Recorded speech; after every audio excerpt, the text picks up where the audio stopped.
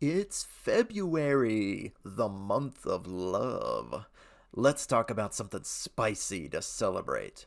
Let's talk about Hana and the Beast Man, a Harlequin romance manga from the land of the rising sun. It stars Hana, a young woman who strays into the sectioned off part of town home to the beasts. The beasts, the furries of this world, are the result of government genetic testing that were basically left by the wayside and grew more populous on their own. Scientists stopped worrying about all those silly things like ethics and whether they should do something rather than if they could do something.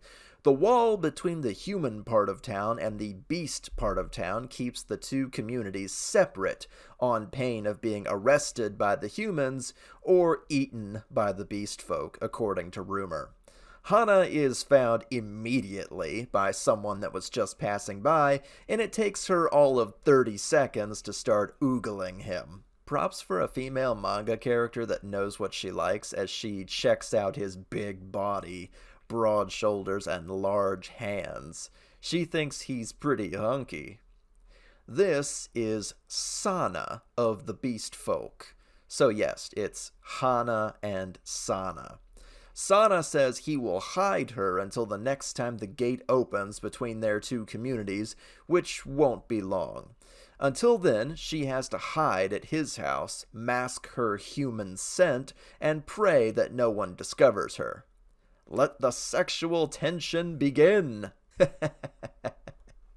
So I can already hear you asking, okay, but how spicy we talking here? I don't think YouTube would allow you to just show us a porno. There's a lot of adult furry comics out there, and it's not really in my wheelhouse to talk about them. You know, you can Google titties, and titties shall appear. It's not that hard.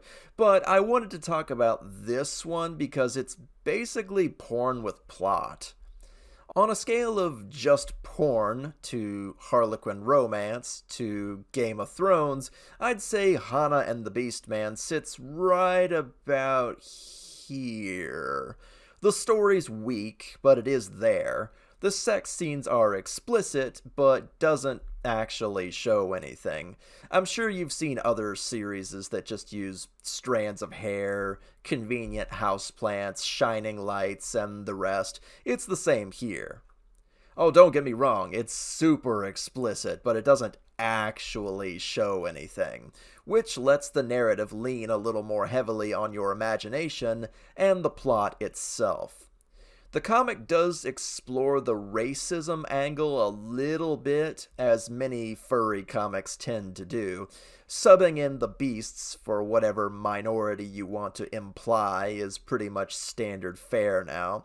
It doesn't help that Hana is pasty white, kind and giving, while Sana is dark, tall, strong, and angry. He's a big boy, and she's really attracted to how exotic he is to her. Shallow, but it's the truth. It gets to the point where Sana starts lusting after her and literally wears a muzzle to help stop him. What's the first thing Hana does? Takes it off him. What's the first thing he does when she does this? Ferociously takes her V card. You realize I can't show you any of this on YouTube, but you get what I'm saying. Whether or not Hana is accepted by the other beast folk is up in the air as she interacts with children, teachers, doctors, and friends of Sana's.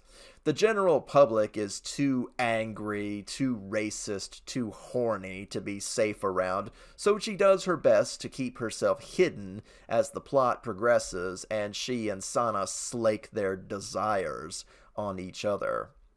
What will happen when the gate opens and the human authorities come looking for her?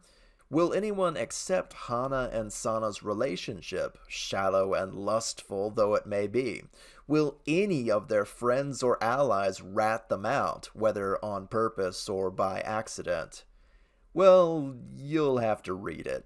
I don't believe you can buy a physical copy of this comic, someone correct me, but if you were to gather up all the chapters, I think there's enough here for about 2 volumes of manga. The story is complete. It has a beginning, a middle, and an end, so there's no worrying about a hanging plot with this one. The human girl and furry man Harlequin romance genre has been exploding lately, but this is one of the better ones, in my opinion. It's hot, but it's not sleazy, it has a story to tell, and it ends before it overstays its welcome. There's just enough smut to make you want to check over your shoulder before reading it, but not so much that you'll find it next to a lot of other naughty furry comics. There's enough story here that even if there weren't any sex scenes, it would still be a good story. And I think that's a pretty positive thing to say about a comic like this. So, should you read Hana and the Beast Man? Yeah, sure. It's fun, it's sexy, it doesn't stay around so long that it overstays its welcome. It's a quick, fun romp that has just enough world building that you believe the setup, enjoy the love scenes, and feel good for everyone involved. Remember, everyone, the sexiest thing in the world is consent. But even better than that is enthusiastic consent, which Hana and the Beast Man certainly has in spades. Check it out.